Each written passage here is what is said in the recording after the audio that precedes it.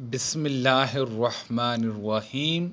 رسول اللہ صلی اللہ علیہ وسلم نے سورج گرہن میں غلام آزاد کرنے کا حکم فرمایا۔ ایک یہودی عورت ان کے پاس کچھ مانگنے آئی۔ اس نے کہا کہ آپ کو اللہ تعالیٰ قبر کے عذاب سے بچائے۔ انہوں نے نبی کریم صلی اللہ علیہ وسلم سے پوچھا کہ کیا قبر میں بھی عذاب ہوگا؟ حضور صلی اللہ علیہ وسلم نے یہ سن کر فرمایا کہ میں خدا کی اس سے پناہ مانگتا ہوں۔ پھر حضور صلی اللہ علیہ وسلم ایک دن صبح کے وقت سوار ہوئے کہیں جانے کے لیے۔ ادھر سورج گرہن لگ گیا، اس لیے آپ واپس آ گئے۔ اب بھی چاشت کا وقت تھا۔ حضور صلی اللہ علیہ وسلم اپنی بیویوں کے حجرے سے گزرے اور مسجد میں کھڑے ہو کر نماز شروع کر دی۔ صحابہ بھی آپ صلی اللہ علیہ وسلم کی اقتداء میں صف بند کر کھڑے ہو گئے۔ آپ صلی اللہ علیہ وسلم نے قیام بہت لمبا کیا، رکوع بھی بہت لمبا کیا، پھر رکوع سے سر اٹھانے کے بعد دوبارہ لمبا قیام کیا، لیکن پہلے سے کم۔ اس کے بعد رکوع بہت لمبا کیا، لیکن پہلے رکوع سے کچھ کم۔ پھر رکوع سے سر اٹھا کر آپ صلی اللہ علیہ وسلم سجدے میں گئے اور لمبا سجدہ کیا، پھر لمبا قیام کیا اور یہ قیام بھی پہلے سے کم تھا۔ پھر لمبا رکوع کیا، اگرچہ یہ رکوع بھی پہلے کے مقابلے میں کم تھا۔ پھر آپ صلی اللہ علیہ وسلم رکوع سے کھڑے ہو گئے اور لمبا قیام کیا، لیکن یہ قیام پھر پہلے سے کم تھا۔ اب چوتھا رکوع کیا، اگرچہ یہ رکوع بھی پہلے رکوع کے مقابلے میں کم تھا۔ پھر سجدہ کیا، بہت لمبا، لیکن پہلے سجدے کے مقابلے میں کم۔ نماز سے فارغ ہونے کے بعد جو کچھ اللہ تعالیٰ نے چاہا، رسول اللہ صلی اللہ علیہ وسلم نے ارشاد فرمایا، پھر لوگوں کو سمجھایا کہ قبر کے عذاب سے اللہ کی پناہ مانگیں۔ رسول اللہ صلی اللہ علیہ وسلم نے فرمایا، سورج اور چاند میں گرہن کسی کی موت کی وجہ سے نہیں لگتا، البتہ یہ دونوں اللہ تعالیٰ کی نشانیاں ہیں۔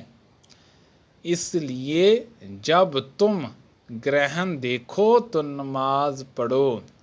رسول اللہ صلی اللہ علیہ وسلم کے زمانہ مبارک میں سورج کو گرہن لگا تو آپ صلی اللہ علیہ وسلم کھڑے ہوئے اور لوگوں کے ساتھ نماز میں مشغول ہو گئے۔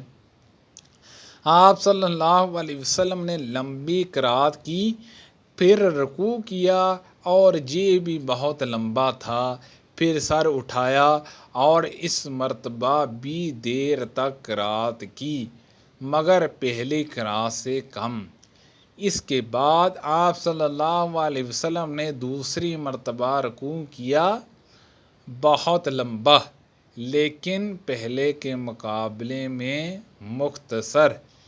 پھر رکوع سے سر اٹھا کر آپ سجدے میں چلے گئے اور 2 سجدے کیے، پھر کھڑے ہوئے اور دوسری رکعت میں بھی اسی طرح کیا جیسے پہلی رکعت میں کر چکے۔ اس کے بعد فرمایا کہ سورج اور چاند میں گرہن کسی کی موت و حیات سے نہیں لگتا، البتہ یہ دونوں اللہ تعالیٰ کی نشانیاں ہیں جنہیں اللہ تعالیٰ نے اپنے بندوں کو دکھاتا ہے۔ اس لیے جب تم انہیں دیکھو تو فوراً نماز کے لیے دوڑو۔ ایک دفعہ سورج گرہن ہوا تو نبی کریم صلی اللہ علیہ وسلم بہت گھبرا کر اٹھے، اس ڈر سے کہ کہیں قیامت نہ قائم ہو جائے۔ آپ صلی اللہ علیہ وسلم نے مسجد میں آ کر بہت ہی لمبا قیام، لمبا رکوع اور لمبے سجدوں کے ساتھ نماز پڑھی۔ میں نے کبھی آپ صلی اللہ علیہ وسلم کو اس طرح کرتے نہیں دیکھا تھا۔ آپ صلی اللہ علیہ وسلم نے نماز کے بعد فرمایا کہ یہ نشانیاں ہیں جنہیں اللہ تعالیٰ بھیجتا ہے، یہ کسی کی موت و حیات کی وجہ سے نہیں آتی، بلکہ اللہ تعالیٰ اس کے ذریعے اپنے بندوں کو ڈراتا ہے۔